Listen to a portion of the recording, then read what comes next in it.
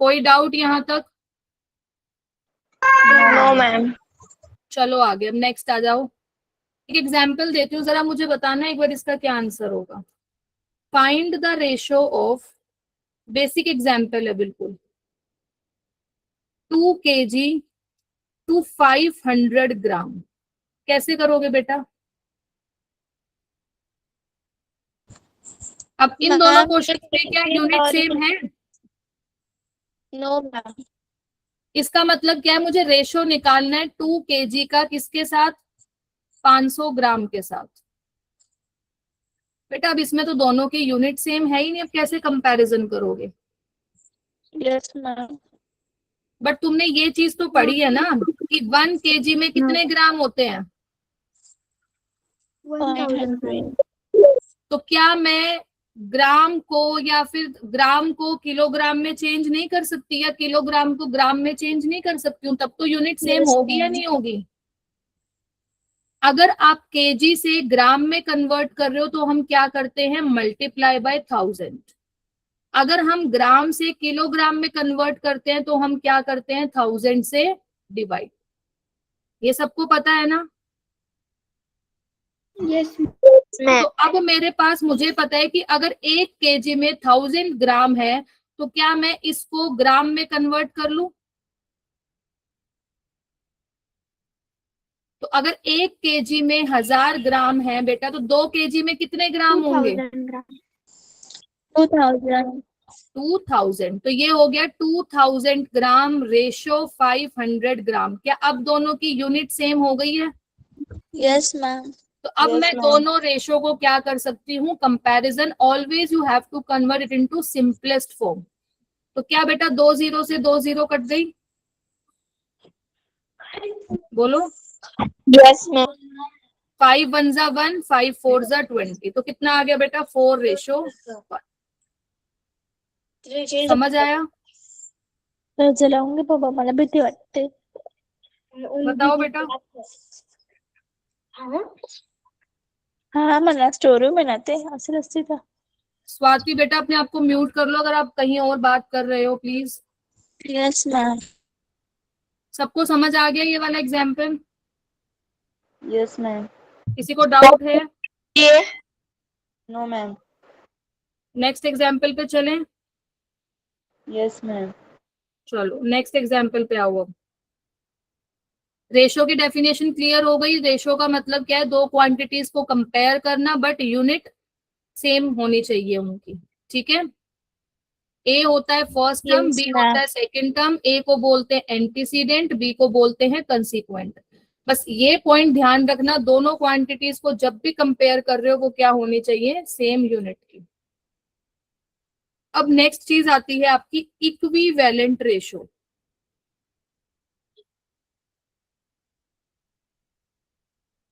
बेटा तुम सब ने इक्विवेलेंट रैशनल नंबर्स पढ़े हैं? No ma'am. अच्छा मुझे ये बताओ, 1/2 क्या 2/4 के इक्विवेलेंट है? क्या ये 3/6 के इक्विवेलेंट है? ये दिया हुआ है 1/2। क्या तुम इसको सिंपलेस्ट फॉर्म में करके 1/2 लिख सकते हो? इसको भी 1/2 लिख सकते हो? यस तो मैम। इसका मतलब क्या हुआ? 1/2 किसके इक्विवेलेंट है? 2/4, क्योंकि इसको कैंसिल करने पर सेम ही आंसर आ रहा है। तो क्या किया मैंने? 1/2 को किससे मल्टीप्लाई किया? 2/2 से मल्टीप्लाई, 2 से डिवाइड। तो क्या मुझे 2/4 मिला कि नहीं मिला?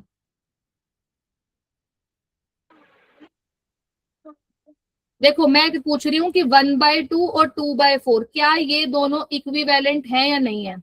मैंने यस क्यों मैम। बोला? क्योंकि अगर मैं इसको 2 से मल्टीप्लाई, 2 से डिवाइड कर दूं तो ये भी क्या आ गया? 2/4। या फिर हम ये भी कह सकते हैं कि इसको कैंसिल आउट करने पर क्या आ रहा है? फिर से 1/2। तो ये इसके इक्विवेलेंट हुआ कि नहीं हुआ? Yes ma'am. यस मैम हुआ। इक्विवेलेंट रेशोज का मतलब क्या होता है बेटा? दो रेशो को आप इक्विवेलेंट तब बोलोगे जब उनका जो कंपैरिजन हो वो क्या होता है? सेम होता है। मान लो मेरे पास एक है 4:6 और एक है 6:9। मैं इन दोनों क्वांटिटीज को कंपेयर कर रही हूँ, इन दोनों को कर रही हूँ। इसका कंपैरिजन क्या होगा? 2:3 आएगा कि नहीं आएगा? Yes ma'am. और इसका रेशो कितना आएगा? इसका भी 2:3 आएगा कि नहीं आएगा? बोलो। Yes ma'am I yes in ma'am दोनों का आई जो मैम। तुमने कंपैरिजन किया, क्या वो सेम आ रहा है कि नहीं आ रहा है? यस मैम आ रहा है। इसका मतलब ये दोनों रेशो कैसे हो गए? इक्विवेलेंट। इक्विवेलेंट। लिखो डेफिनेशन इसकी।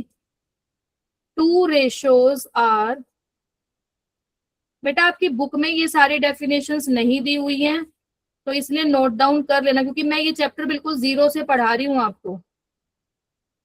To ratios are equivalent if they represent the same comparison. Example आप लिख सकते हो बेटा। 2:3 is equivalent to 4:6 is equivalent to 6:9 is equivalent to 10:15, क्योंकि ये 2:3 है। इसको सॉल्व करेंगे तब भी 2:3 आएगा, इसको सॉल्व करेंगे तब भी 2:3, और इसको सॉल्व करेंगे तब भी 2:3। तो जब हमने क्वांटिटीज को कंपेयर किया तो सेम रेशो आ रहा है आपका। तो ये रेशो कौन सा कहलाता है आपका? Equivalent ratio. समझ आ गया?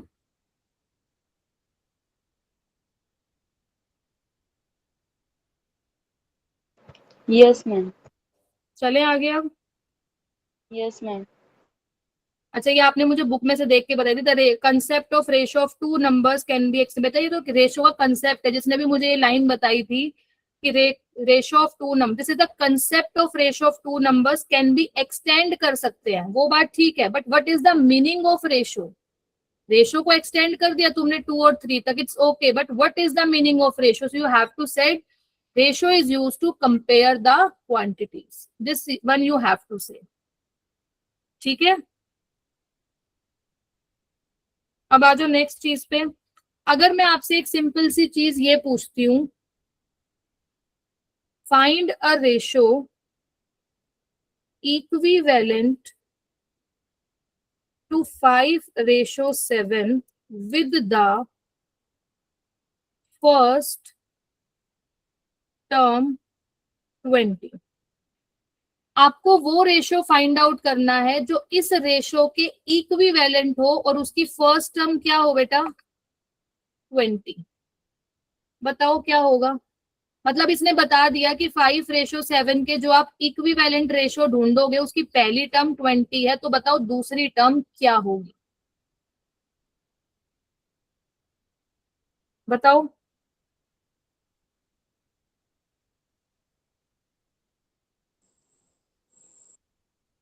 बेटा ये तो बहुत बेसिक क्वेश्चन पूछ रही हूँ मैं आपसे।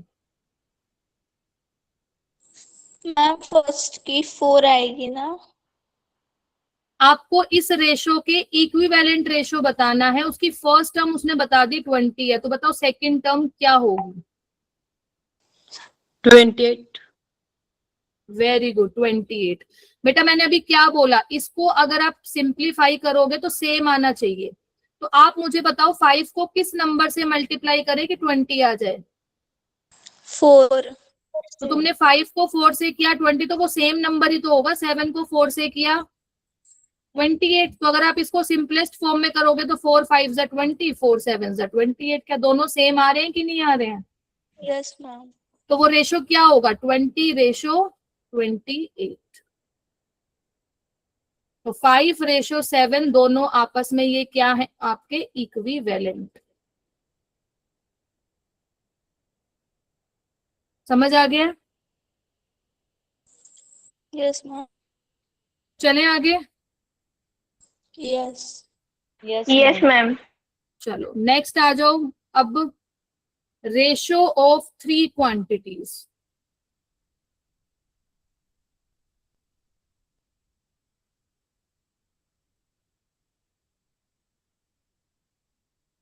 अभी जिसने बताया था कि रेशो को आप 3 क्वांटिटीज तक भी क्या कर सकते हो? एक्सटेंड। तो रेशो को हम कंपैरिजन कर सकते हैं 3 क्वांटिटीज के साथ भी, बट अगेन सेम, यूनिट क्या होनी चाहिए आपकी? सेम होनी चाहिए। तो a ratio can compare more than 2 quantities. जैसे एग्जाम्पल के तौर पे अगर मैं आपको बता देती हूँ 12 है, 18 है, 24 है। ठीक है, तो इसका मुझे बता सकते हो इसकी सिंपलेस्ट फॉर्म क्या होगी?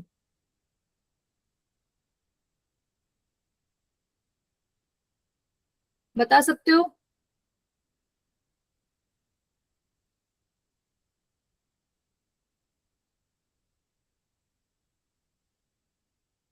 मैम 2:3:4। Very good, 2:3:4। बेटा कई बार, जैसे मैं आपको ये बता दूं, कई बार ऐसा होता है कि जैसे 128 दे दिया, 256 दे दिया, 324 दे दिया। अब क्या इनको सॉल्व करना थोड़ा सा डिफिकल्ट होगा? इसको तो तुमने बता दिया, 6×2 = 12, 6×3 = 18, 6×4 = 24। बट अगर आपके पास थोड़े बड़े नंबर्स आ गए हैं तो उसको सिंपलेस्ट फॉर्म में करना थोड़ा सा टफ होगा, टेबल पे Yes, ढूंढना। ma'am. तो सबसे इजीएस्ट तरीका है, इन तीनों का क्या निकाल लो, HCF। क्या निकाल लो? HCF. 128 का HCF निकाल लो, इसका भी और इसका भी। HCF सबको निकालना आता है? Yes, ma'am. तो बेटा HCF, इन तीनों का जो HCF होगा उसी नंबर से आप क्या कर देना, डिवाइड। जैसे मैं अगर ये देती हूँ 12, 18, 24, इनका HCF देखो, 2 6 = 12, 2 3 = 6, 3 1। 18 का 2 9 = 18, 3 3 = 9, 3 1। 2 12, 2 6 2 3 एंड 3 1। तो अब करो, 12 को आप क्या लिख सकते हो, 2 × 2 × 3। 18 को क्या लिख सकते हैं, 2 × 3 × 3। 24 को 2 × 2 × 2 × 3। तो बेटा क्या तीनों में 2 कॉमन आ रहा है और इसमें 3 कॉमन आ रहा है? क्या इसके अलावा कुछ और कॉमन आ रहा है? तो 2 × 3, ये क्या आ गया इसका, HCF। तो देखो मैंने 6 से डिवाइड किया था कि नहीं किया था? समझ आया ये वाली चीज नहीं? नहीं बोलो बेटा। मैम एक बार फिर से बताइए ना। बेटा मैं ये कह रही हूँ आपको, रेशो ऑफ 3 क्वांटिटीज का मतलब है कि आप 3 क्वांटिटीज को भी रेशो में, मतलब क्या है, मोर देन अगर 2 क्वांटिटीज हैं तो भी आप उसको कंपैरिजन कर सकते हो। तो मैंने बोला कि अगर मैं कहूँ 12:18:24 है, तो इसको आपने सिंपलेस्ट फॉर्म में देखा कि 6 से डिविजिबल है। बट अगर आपके पास ऐसे बड़े बड़े नंबर्स आ गए तो इसको सिंपलेस्ट फॉर्म में कन्वर्ट करना थोड़ा डिफिकल्ट होगा। पहले इन सबको आप 2 से डिवाइड करोगे, फिर सोचोगे किससे ये डिवाइड हो सकते हैं। सो इट्स बेटर, मैंने बोला कि आप इसका भी HCF निकाल लो, इसका भी HCF और इसका भी HCF। जैसे मैंने 12 का निकाला, 18 का, 24, तीनों में कॉमन क्या आ रहा था, सिर्फ 2 और 3। तो इसका HCF क्या हो गया, 6। इसका मतलब 12, 18 और 24 तीनों किससे डिविजिबल है बेटा, 6 से। मैंने डायरेक्ट बता दिया। तो ये 6 कैसे पता चला, जब मैंने इन तीनों नंबर्स का क्या निकाला है, HCF। समझ आ गया? Yes ma'am. कंफ्यूज तो नहीं हो रहे हो ना? No ma'am. तो सबसे पहले हमने क्या डिस्कस किया, रेशो। रेशो का मतलब क्या है, 2 क्वांटिटीज को कंपेयर करना, और वो दोनों क्वांटिटी क्या होनी चाहिए, सेम काइंड की। ए को बोलते हैं एंटीसीडेंट फर्स्ट टर्म और बी को बोलते हैं सेकेंड टर्म कंसीक्वेंट। कंपैरिजन कर रहे हो, दोनों क्वांटिटीज की यूनिट सेम होनी चाहिए, दिस इज रेशो। फिर हमने पढ़ा इक्विवेलेंट रेशो। इक्विवेलेंट रेशो का मतलब क्या है कि जब आप 2 क्वांटिटीज को कंपेयर कर रहे हो तो रिजल्ट क्या आना चाहिए, सेम। पहली क्वांटिटी ये थी, दूसरी क्वांटिटी ये थी, इसको कंपैरिजन किया, सेम एज इट इज आया। पर इनको कंपैरिजन किया तो रिजल्ट आया ये, और वो रिजल्ट क्या आ गया, सेम। तो ये रेशो और ये रेशो क्या है आपके, इक्विवेलेंट। कि जब आप 2 क्वांटिटीज की कंपैरिजन कर रहे हो, रिजल्ट क्या आना चाहिए, same. This is known as equivalent ratio. फिर हमने पढ़ा कि रेशो को आप एक्सटेंड भी कर सकते हो मोर देन 2 क्वांटिटीज पे, और उसको भी आप सिंपलेस्ट फॉर्म में कन्वर्ट कर सकते हो। Till now is there any doubt बेटा? No ma'am. No, okay. ma'am. Next definition आती है proportion.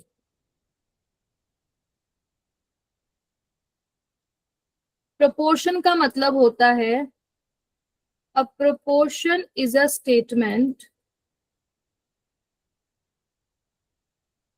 That 2 ratios are equal. अब तुम है ना शायद कंफ्यूज ना हो जाओ इक्विवेलेंट और इसमें। कंफ्यूज हो रहे हो?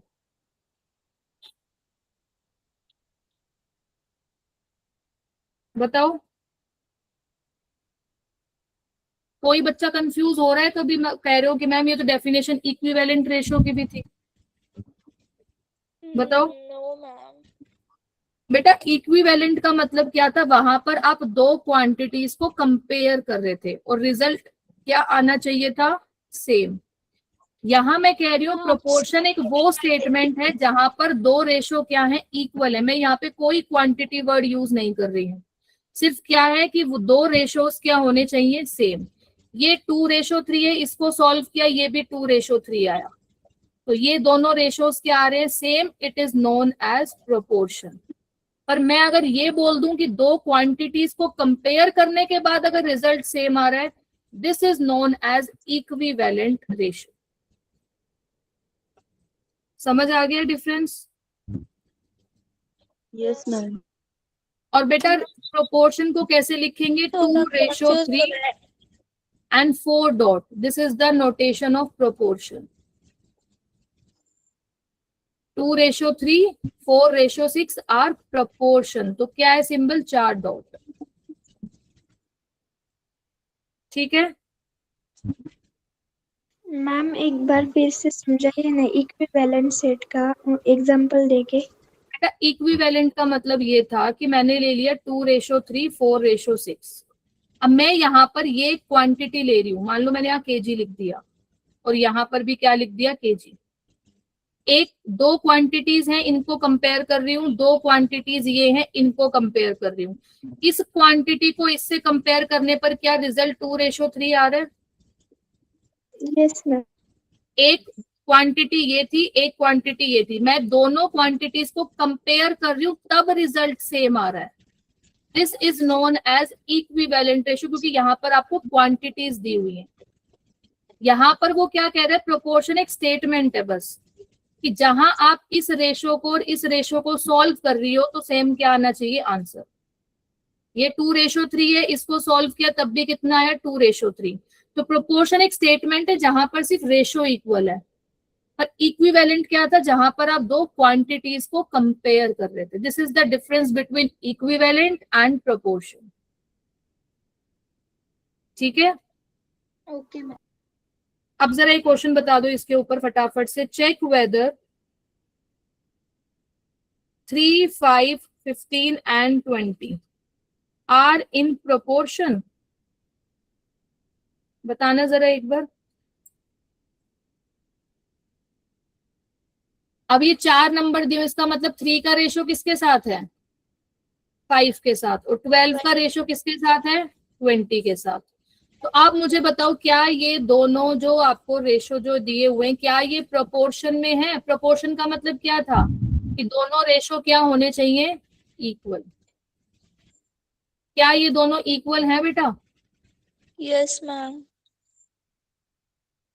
है इक्वल। तो हम कैसे करेंगे जब भी आपको प्रोपोर्शन में चेक करना होता है बेटा? This is the method. A ratio B proportion C ratio D. तो आप लिखोगे A upon B is equals to C upon D, and इनको क्या करोगे? Cross multiplication. तो अगर ए डी किसके इक्वल आ रहा है? बीसी के।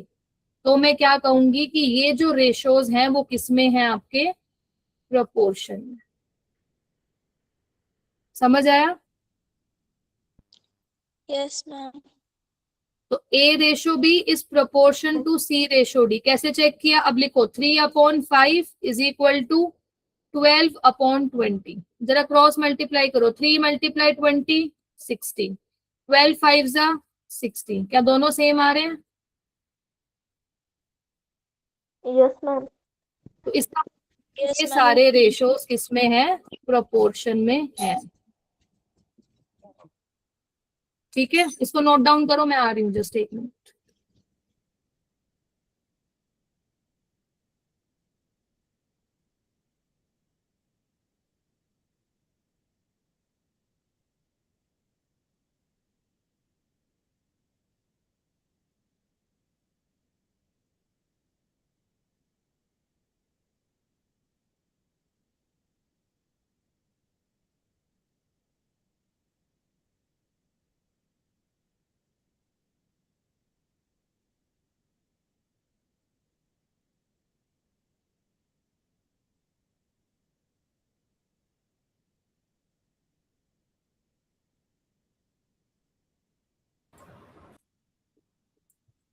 ओके, समझ आ गया बेटा ये? यस बोलो। मैम। एक नेक्स्ट क्वेश्चन और देती हूँ, इसका आंसर Yes, बताओ ma'am. क्या होगा। मैम एक बार वो पिछला वाला स्लाइड ओपन कीजिए ना, थोड़ा बाकी लिखना। लिख लो बेटा जल्दी से।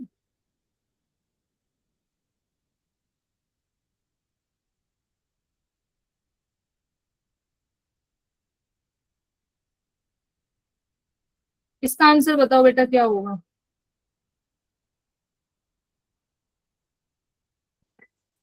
मैम 4। नो बेटा।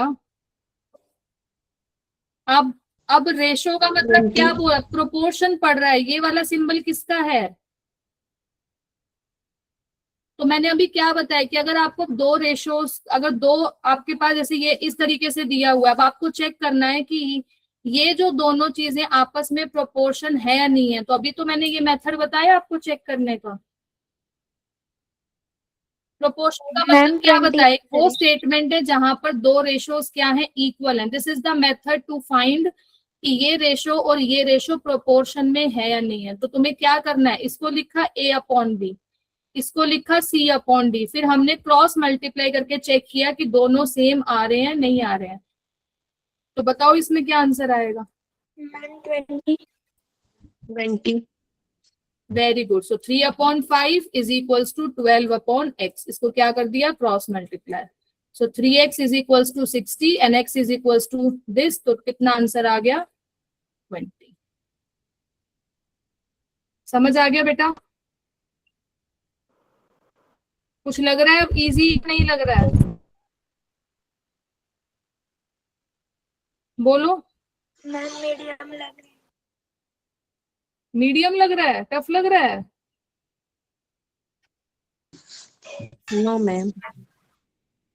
चलो अब नेक्स्ट आ जाओ। यहां तक आपका हो गया है, नेक्स्ट पे आ जाओ। अब देखो,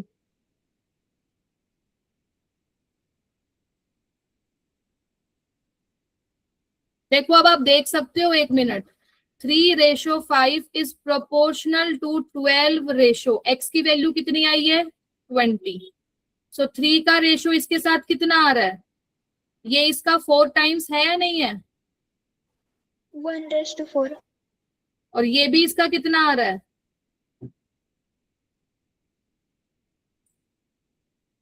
या नहीं है। इसको भी आप कट करोगे, 4 3 जा 20, 4 5 जा 20, दोनों रेशो सेम आ गए या नहीं आ गए। मेरी आपकी।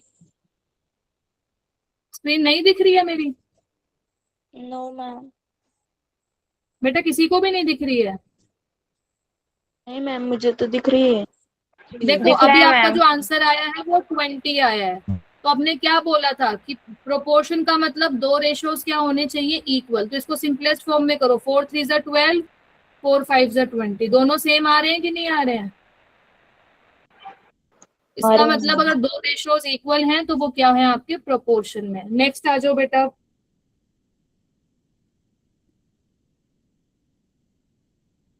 अब आता है आपके पास, अगर क्वेश्चन आपको ऐसे मिल जाए बेटा,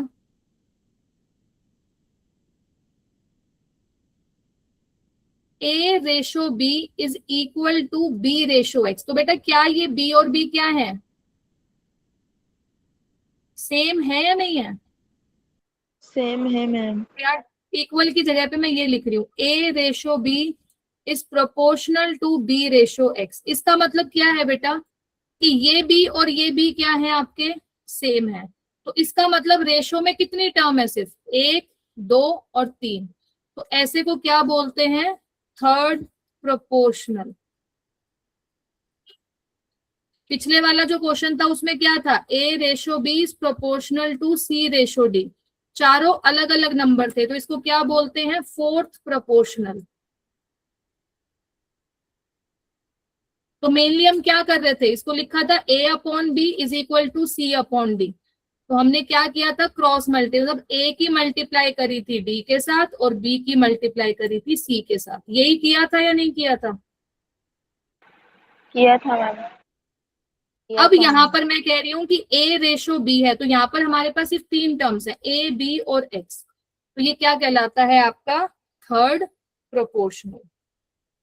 तो क्वेश्चन ऐसे मिलेगा 4:8 is proportional to 8:x।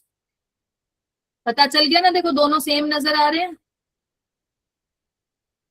Yes ma'am. तो कैसे लिखोगे, 4/8 इज इक्वल टू 8/x, फिर से cross multiply. So 4x is 64, तो x की वैल्यू बेटा क्या आएगी, 16। समझ आ गया? यहां तक मुझे बताओ बेटा, किसी को कोई डाउट है तो। No ma'am, no doubt. No sure? Ma'am, no doubt. सबको समझ आ गया? चलो अब मैं आपको यस आपकी मैम। बुक का एक वर्ड प्रॉब्लम देती हूँ, उसको करके बताना जरा। अब देखती हूँ किसको कितना समझ आया है।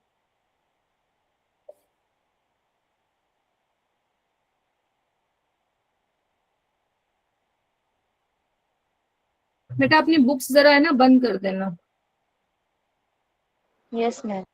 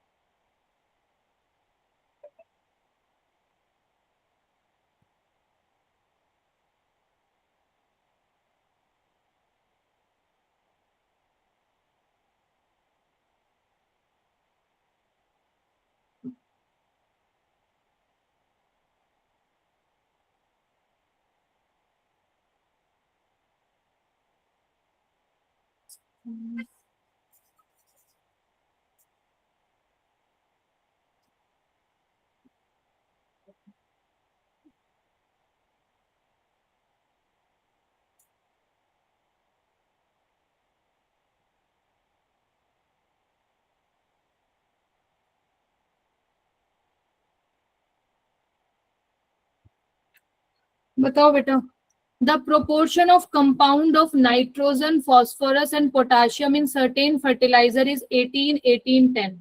इट मीन्स जो नाइट्रोजन का जो कंपाउंड है वो इतना दिया हुआ है, फॉस्फोरस का इतना दिया हुआ है, पोटाशियम का इतना दिया हुआ है, and the remaining part of the other substance.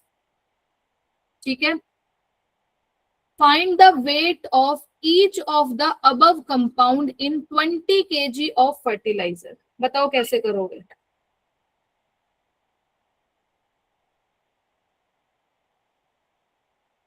Question समझ आया किसी को क्या है ये या नहीं?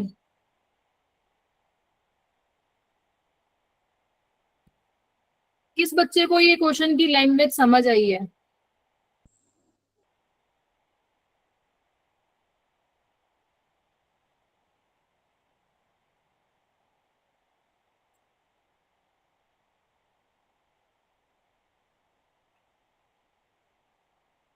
बेटा जवाब तो दो। देखो इधर, यहां पर आपको नाइट्रोजन का दिया हुआ है 18%। ठीक है, 18% का मतलब हो गया 18/100। फॉस्फोरस का दिया हुआ है 18/100 एंड पोटेशियम का दिया हुआ है 10/100। नाइट्रोजन का कितना दिया हुआ है 18/100, फॉस्फोरस का अगेन 18/100 एंड पोटेशियम का दिया हुआ है आपको 10/100। Remaining part of the other substance, तो बेटा रिमेनिंग पार्ट को क्या मान लिया हमने, एक्स। क्या इतना समझ आ गया? Yes ma'am. अब आपको फाइंड करना है वेट। किसका वेट फाइंड करना है? Of each of the above compound. Above compound कौन कौन से है? नाइट्रोजन है, फॉस्फोरस है, पोटेशियम है। तो मुझे इनका वेट फाइंड आउट करना है हर कंपाउंड का, किसके साथ? 20 kg ऑफ फर्टिलाइजर के साथ। तो अगर मैं नाइट्रोजन का लेती हूँ, नाइट्रोजन का 18/100 is equals to, remaining part of substance निकालना है, रिमेनिंग पार्ट क्या अज्यूम किया है? एक्स। किसके साथ निकालना है? 20 kg ऑफ फर्टिलाइजर के साथ। समझ आया कि नहीं है? तो क्या लिखोगे पहले? Let the weight of nitrogen compound, क्योंकि मैं पहले किसका निकाल रही हूँ? नाइट्रोजन कंपाउंड का। किसके साथ? 20 kg of fertiliser be x kg। इसने यही बोला है ना, तीनों आपको कंपाउंड का तो दिया हुआ है, रिमेनिंग पार्ट हमने क्या मान लिया? एक्स। आपको वेट निकालना है हर कंपाउंड का 20 kg ऑफ फर्टिलाइजर के साथ। तो weight of nitrogen compound in 20 kg में क्या हो गया? x kg। तो नाइट्रोजन का कंपाउंड कितना दिया हुआ था? 18/100 इज इक्वल्स टू x/20। क्या यहां से तुम x की वैल्यू निकाल सकते हो? 360 इज इक्वल्स टू 100x। तो x की वैल्यू कितनी आएगी? 360 डिवाइडेड बाय 100, मतलब 3.6 kg। क्या ये वाला पार्ट समझ आया बेटा?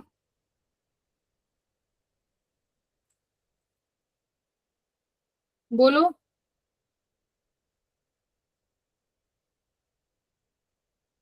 समृद्धि, स्वाति, ऋतुपर्णा, कोमल, बोलो बेटा। यस मैम, पर टीचर ये थोड़ा कंफ्यूज लग रहा है बेटा कि क्वेश्चंस ऐसे ही आएंगे ना, अब रेशियो एंड प्रोपोर्शन के क्वेश्चंस बड़े बड़े आएंगे, सॉल्यूशन बहुत छोटे छोटे हैं। अभी हमने सिर्फ नाइट्रोजन का निकाला, अगला किसका निकालोगे? फास्फोरस का। तो फास्फोरस का भी सेम आएगा कि नहीं आएगा? क्योंकि फास्फोरस का भी 18/100 है, उसका भी सेम ही आएगा। पोटेशियम का कितना आएगा? कितना है? 10/100 इज इक्वल टू x/20। करो cross multiply. 200 is equal to 100x। तो x की वैल्यू बेटा कितनी आ गई? 2 kg। 2 आ गई, क्योंकि 10 2 20। तो पोटेशियम का वेट कितना है? 2 kg। और नाइट्रोजन एंड फास्फोरस का वेट कितना है? 3.6 kg। क्या समझ आया? है क्वेश्चन नहीं है? अब देखो, जो आपने डेफिनेशंस पढ़ी थी पेपर में बेटा, डायरेक्ट क्वेश्चन नहीं आएंगे। ये बिल्कुल अब बेसिक क्वेश्चन था, आपको डेटा दिया हुआ था कि इसका इतना है, इसका इतना है, इसका इतना है। तो remaining part of other substances, तो फाइंड द वेट। किसका वेट निकालना है? उसको हमने x माना है। किसके साथ निकालना है? नाइट्रोजन के साथ, फास्फोरस के साथ, पोटेशियम के साथ। ये आपकी बुक का एग्जाम्पल है, page number 58। Ma'am practice set और प्रॉब्लम सेट में तो डायरेक्टली जो क्वेश्चन है ना, उसमें डायरेक्ट रेशियो निकालना पड़ता है। बेटा अभी हम डायरेक्ट प्रोपोर्शन और इनवर्स प्रोपोर्शन पढ़ेंगे। अभी हमने पढ़ा नहीं, अभी हम सिर्फ बेसिक डेफिनेशन करी है आज अपने। What is ratio, what is equivalent ratio, what is proportion, and उस पर कुछ बेसिक क्वेश्चन करे हैं। कल हमारा मेन टॉपिक स्टार्ट होगा, डायरेक्ट प्रोपोर्शन क्या होता है और इनवर्स प्रोपोर्शन क्या होता है। मेन जो एग्जाम में क्वेश्चन आते हैं वो वहां से आते हैं, बट उसके लिए पहले आपको बेसिक प्रोपोर्शन तो पता होना चाहिए ना कि होता क्या है प्रोपोर्शन। समझ आ गया? Yes ma'am. Yes ma'am. किसी को कोई डाउट है इसमें? No ma'am. अब डायरेक्ट प्रोपोर्शन किसी को पता है क्या होता है? बच्चों को है ना, डायरेक्ट प्रोपोर्शन तो समझ आ जाता है, इनवर्स समझ नहीं आता है। अब डायरेक्ट प्रोपोर्शन का मतलब क्या होता है बेटा? डायरेक्ट प्रोपोर्शन का मतलब होता है कि आपको दो क्वांटिटीज दी हुई होंगी। कितनी क्वांटिटी दी हुई होंगी? 2 क्वांटिटीज। अब दो क्वांटिटी में से अगर एक क्वांटिटी इंक्रीज कर रही है तो दूसरी भी क्या करेगी? इंक्रीज। तो वो कौन सा प्रोपोर्शन कहलाता है आपका? Direct proportion. समझ आया? तो what is the definition direct proportion की? Two quantities are in direct proportion when if one quantity increase the other also increase. और अगर एक डिक्रीज कर रही है तो दूसरी भी क्या करेगी, डिक्रीज करेगी।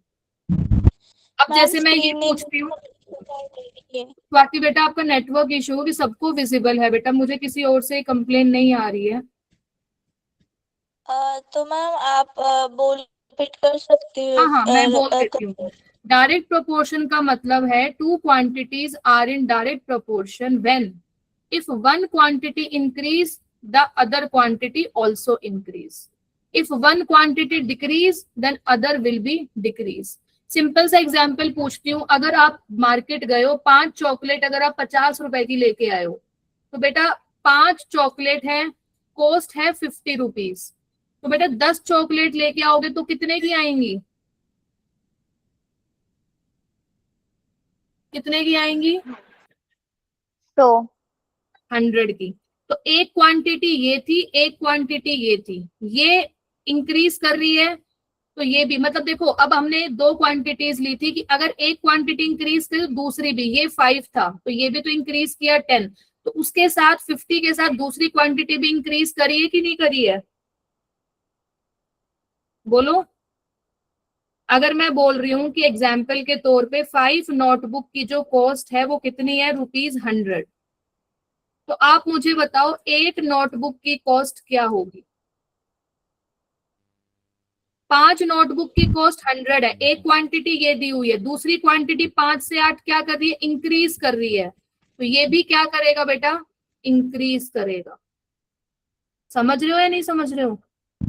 यस मैम समझ तो रहे हैं। सॉल्व करने का इजीएस्ट तरीका क्या है, 5/8, 5 नोटबुक की कॉस्ट है 100, तो 8 की तुम्हें निकालनी है, तो डिवाइड में क्या मान लिया, x, कर दो जरा क्रॉस मल्टीप्लाई, कितना आंसर आएगा, 5x इज इक्वल्स टू 800, तो x की वैल्यू कितनी आएगी, 160।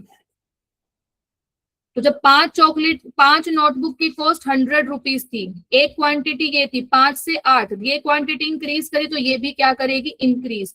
अब मुझे बताओ कि इसमें 2 क्वांटिटीज कौन कौन सी हैं, मैंने बोला नोटबुक और दूसरा क्या बोला है, 5 नोटबुक की कॉस्ट 100 रुपीज है, तो बेटा 2 चीजें, 2 क्वांटिटी कौन सी है जिनको आप कंपैरिजन कर रहे हो, एक नोटबुक है और दूसरी क्या है उसकी कॉस्ट। तो 5 नोटबुक की कॉस्ट अगर 100 रुपीज है तो 8 चॉकलेट की, तो नोटबुक जब आपकी क्वांटिटी यहां से इंक्रीज कर रही है 5 से 8, तो दूसरी क्वांटिटी जो आपकी कॉस्ट है वो भी क्या कर रही है, increase. This is known as your direct proportion. इन क्वेश्चंस को करने के लिए सबसे पहले आपको एक तो लैंग्वेज जो आपकी वर्ड प्रॉब्लम है कम से कम उसको 2 बार पढ़ो, उसमें सबसे पहले आपको क्वांटिटी ढूंढनी है कि कौन सी 2 क्वांटिटी आपको दी हुई है। सेम मैंने बोला 5 चॉकलेट की कॉस्ट कितनी है, 50, तो यहाँ क्वांटिटी कौन कौन सी है, चॉकलेट है और उसकी कॉस्ट है। 5 चॉकलेट की कॉस्ट 50 रुपए है तो 10 की कितनी होगी, जब चॉकलेट की एक क्वांटिटी इंक्रीज हो रही है तो यहां से कॉस्ट भी क्या होगी, इसकी इंक्रीज होगी। This is known as direct proportion. समझ आया कि नहीं आया, बोलो। Yes ma'am. बेटा ये चैप्टर थोड़ा सा प्रैक्टिकल है और इसके क्वेश्चंस कोई भी एंट्रेंस एग्जाम दोगे तो पूछे जाते हैं, ठीक है। तो इस चैप्टर का मेन ये है, अभी हमने जो स्टार्ट ही करा, इतनी टेंशन मत लो, अभी इसके मैं क्वेश्चंस आपको एक्सरसाइज के सारे क्वेश्चन सॉल्व करवाऊंगी, ठीक है। कल तो आपकी क्लास होगी नहीं, कल 15 अगस्त है, तो आपकी क्लास होगी सीधा ट्यूसडे, एंड आई थिंक फिर तुम्हारे एग्जाम भी स्टार्ट हो रहे हैं, ठीक है। तो आपको मैं सिर्फ अभी इतना होमवर्क दे रही हूँ कि आपको की जो ये एक्सरसाइज है 4.1, अभी फिर मैं आपको क्वेश्चंस नहीं दे रही हूँ, आप अभी फिलहाल अपनी टेस्ट की तैयारी करें, क्योंकि अभी हमने सारा टॉपिक करा नहीं है, अभी हमने सिर्फ इसका इंट्रो पढ़ा है और डेफिनेशंस करी है, ratio and proportion and direct proportion discuss किया, अभी हमने इनवर्स नहीं करा, क्योंकि फर्स्ट एक्सरसाइज में क्वेश्चंस आपके मिक्स्ड है। इतने में किसी को कोई डाउट है तो बोलो बेटा, आज की क्लास में समझ आया सबको? समझ आ गया। यस बेटा मैम। इतना कर लेना कि ट्यूसडे की क्लास से पहले जो आज की क्लास में पढ़ाया ना, वो एक बार रिवाइज जरूर करके आ जाना, कभी ऐसे ही आ जाओ और बैठ के ब्लैंक हो जाओ कि क्या पढ़ाया था लास्ट क्लास, ठीक है। एक बार सिर्फ एक रिवीजन कर लेना कि ये टर्म्स मैम ने पढ़ाई थी, फिर मैं एक बार रिवीजन करवाऊंगी, बट फिर भी आपको भी ध्यान में होना चाहिए। फिर हम डिस्कस करेंगे इनवर्स प्रोपोर्शन एंड देन उसके ऊपर बेस्ड आपकी फर्स्ट एक्सरसाइज। ठीक है, ट्यूसडे की क्लास में। ठीक है okay ma'am. Ma'am. Okay ma'am. चलो bye, good night, take care and happy independence day बेटा।